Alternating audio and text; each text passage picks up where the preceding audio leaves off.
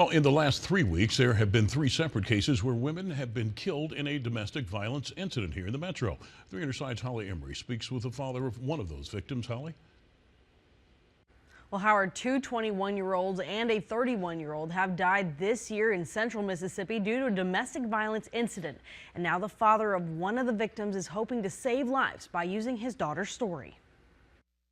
She had a lot to offer, and sadly she don't get to expose her true being as to where she was going with herself. Orlando Shanks says the day Ridgeland police called his phone is a day he will never be able to forget. In that moment, as I took a seat, he went on to tell me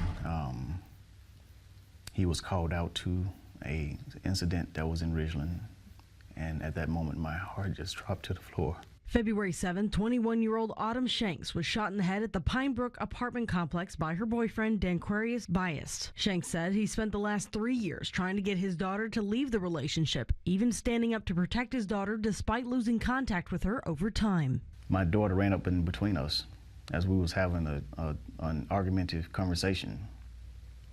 And as she ran up in between us telling him that he need to leave, go down the street, he blindly hit me in my face twice, knocking me out. In the process of all that, my daughter seeing this guy's aggression, my daughter still chose to be with this guy. So he threatened her to the point where what he would do to the family. This is why my daughter was suppressed from speaking to us as to what she was going on. In the last 3 weeks, 2 other women have had a similar fate to Autumn. 31-year-old Glennis Jackson was allegedly kidnapped by her ex-boyfriend Joshua Andrews from the Nissan plant in Canton, jumped out of a vehicle while in Holmes County, and was hit by another car. Days later, 21-year-old Jacinia Cruz was beaten to death at the Oyo Hotel, allegedly by Joshua Booth. Sometimes we want our family members to get out of these situations. It has to be them wanting to get out of that situation, but we have to just be there to support.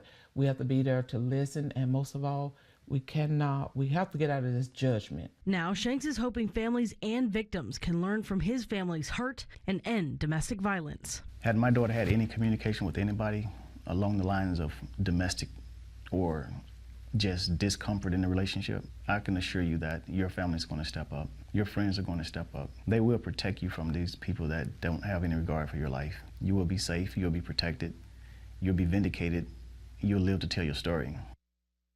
Now, resources are available for those currently going through domestic violence across this state. You can call the Domestic Violence Hotline, and there are more resources on our website. Holly Emery, 3 on Your Side.